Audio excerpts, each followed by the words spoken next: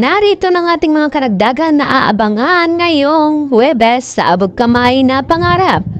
Natuwa naman itong si Lynette dahil pumayag nga itong si Mar Dakanay na makipagkita nga di umanaw dito kay Giselle dahil tinawagan nga ulit siya dito ni Chef Mart at ibinalita ang good news para sa kanila na pumapayag nga itong si Dakanay na makipag-usap at haharap dito kay Giselle. At dito naman na sinabi ng pulis na ito na dapat si Giselle lamang ang makipagkita at wala silang kalamanam na ang sisipot nga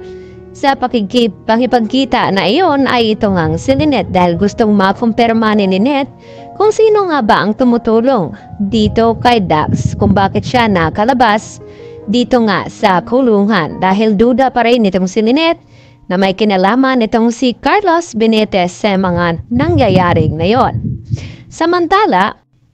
tumawag na nga itong si Lynette dito kay Giselle at ipinaalam na pupunta na nga daw siya sa restaurant kung saan yun ang kanilang pinag-usapan at humihingi naman ang pasensya itong si Giselle dahil hindi nga agad siya nakatawag dito kay Lynette upang ipaalam na natuloy nga ang kanyang pag-alis papuntang Cebu dahil sa sobrang daming ginagawa daw dito ni Giselle. At nag-aalala ito dahil wala nga makakasama itong si Lynette na haharap dito kay Dax. At gusto sanang pasasamahan ni Giselle ni RJ itong si Lynette. Subalit tumanggi itong si Lynette at hindi na nga nagpapasama pa. At dahil hindi nga mapakali itong si Giselle ay dito naman na tinawagan ni Giselle itong si Annalyn at ipinalam na puntahan itong restaurant kung saan ay makipagkita nga itong si Lynette dito kay Dax dahil may gusto nga daw siyang malaman kung sino nga ang mga kasabwat pa maliban dito kay Moira. At dito naman nagmamadali na pumunta itong si Annalyn sa kinaroroonan kung saan nagkaharap na nga itong si Lynette at itong ang si Dakanay. At sa hindi inasahan ay dito naman nakatanggap ng isang malakas na sampal itong si Dakanay mula dito kay Lynette at kulang pa nga iyon dahil sa mga ginawa niyang pananakit dito kay Lynette at pati dito kay Harry. At sinabi naman dito ni Dakanay na inutusan lamang siya dito ni Moira. At sa di kalayuan ay napansin nga dito ni Dakanay ang isang waiter na may binubunot na baril at sakto naman na napatayo itong si Dakanay at naalerto at tiningnan agad dito ni Lynette.